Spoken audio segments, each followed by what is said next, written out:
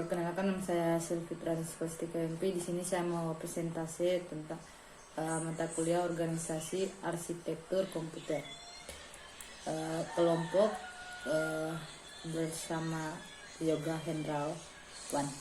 Di sini saya akan membahas pengertian BUS. Pengertian BUS adalah dari bagian sistem komputer yang berfungsi untuk memindahkan dan antara bagian-bagian dalam sistem komputer.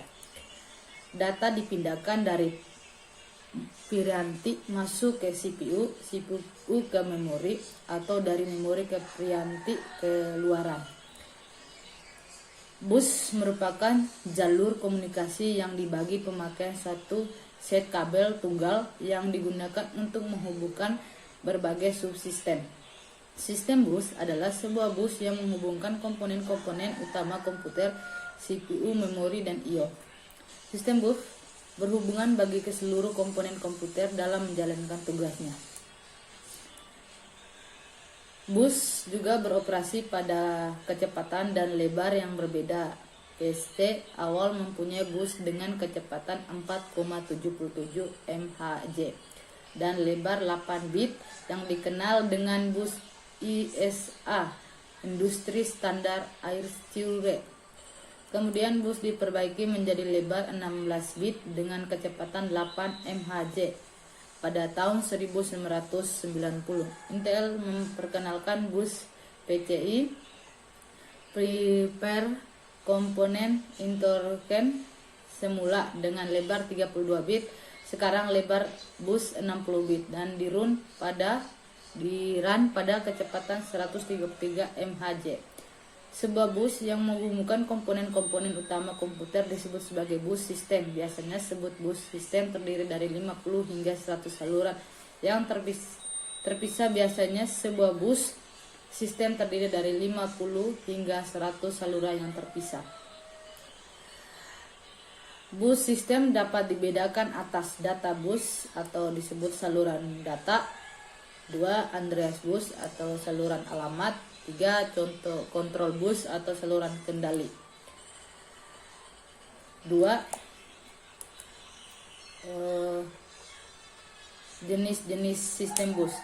Saluran BUS dapat dipisahkan menjadi dua tipe umumnya, yaitu DKT dan multitext. Suatu saluran BUS DKT secara permanen diberi sebuah fungsi atau subset fisik komputer. Sebagian contoh dedikasi fungsi adalah pergunaan alamat disket terpisah dan saluran data yang merupakan suatu hal yang umum bagi BUS. Namun hal ini bukan hal yang penting. Misalnya, alamat dan informasi dapat ditransmisikan melalui sejumlah saluran yang sama dengan menggunakan satu address valid control. Data alamat periode waktu tertentu untuk menyalin alamat dan menentukan apakah alamat tersebut merupakan modul beralamat. Kemudian alamat dihapus dari BUS dan koneksi BUS yang sama digunakan untuk transfer data membaca atau menulis berikut. Metode penggunaan saluran keuntungan. Keuntungan dari Teams Multiplex adalah memerlukan saluran yang lebih sedikit yang menghemat ruang dan biaya. Kerugiannya adalah diperlakukan rangkaian yang lebih kompleks di dalam setiap modul. Terdapat juga penurunan kinerja yang cukup besar karena event-event tertentu yang menggunakan saluran secara bersama-sama tidak dapat berfungsi secara paralel. 3. Struktur sistem BUS. Sebuah BUS sistem terdiri dari 50 hingga 100 saluran yang terpisah. Masing-masing seluruh ditandai dengan arti dari fungsi khusus walaupun terdapat sejumlah rancangan BUS yang berlainan. Fungsi saluran BUS dapat diklasifikasi menjadi 3 kelompok, yaitu saluran data, saluran alamat, dan saluran kontrol. Selain itu dapat pula saluran distribusi daya yang memberikan kebutuhan daya bagi modal yang berhubung. Buah data BUS. Data BUS memberikan lintasan bagi pindah data antara dua modul sistem. Saluran ini secara kolektif disebut BUS data. 2.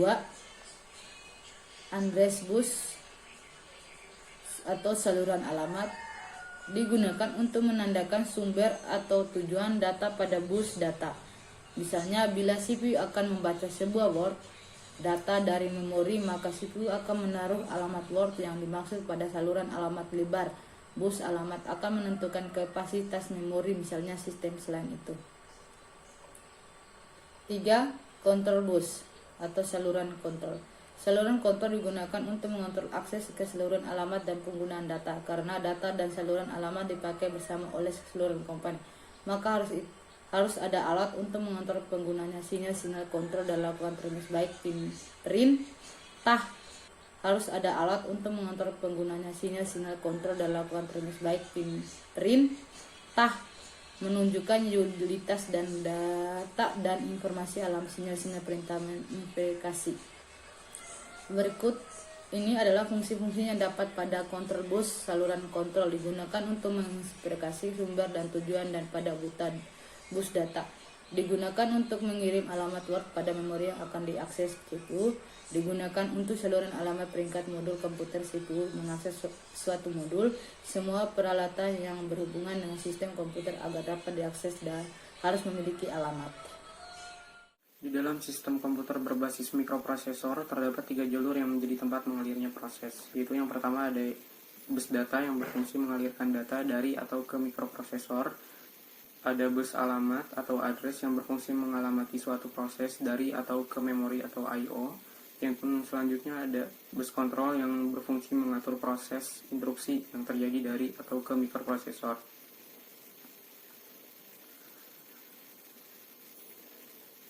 Bus alamat meminta alamat memori dari sebuah memori atau alamat I/O diimbangi kecepatan dan manajemen bus yang baik. Selanjutnya mikroprosesor, yaitu melakukan pekerjaan secara paralel. Program dijalankan secara multitasking, sistem bus tidak hanya lebar tapi juga cepat. Itu tentang sistem bus. Sistem bus penghubung bagi seluruh komponen komputer dalam menjalankan tugasnya. Sistem bus adalah komponen komputer yang di dalamnya terdapat CPU, memori, perangkat I/O. Lanjut, kita masuk pada transfer data antar komponen komputer.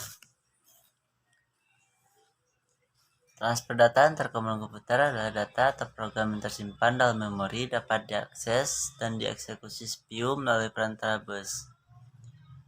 Kemudian hasil eksekusi melalui monitor juga menggunakan sistem bus, dan juga kecepatan komponen penyusun komputer harus diimbangi kecepatan dan manajemen bus yang baik.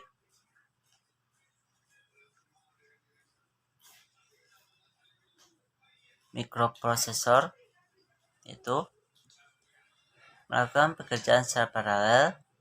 Program dijalankan secara multitasking. Sistem bus tidak hanya lebar tapi juga cepat.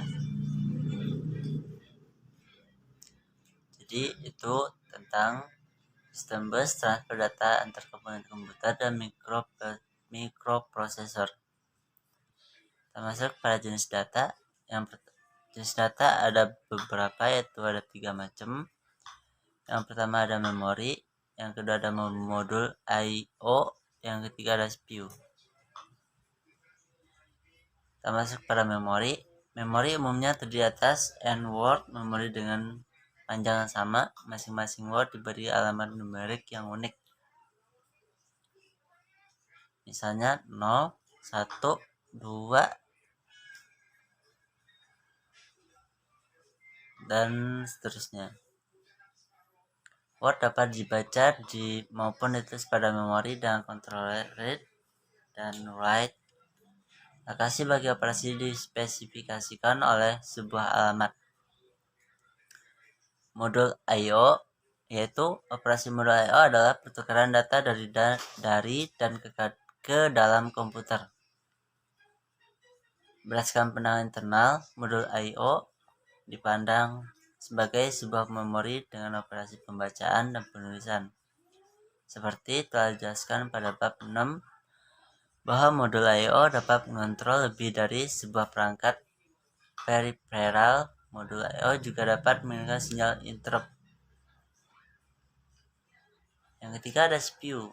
CPU berfungsi sebagai pusat pengolahan dan eksekusi dan berdasarkan routine program yang diberikan padanya.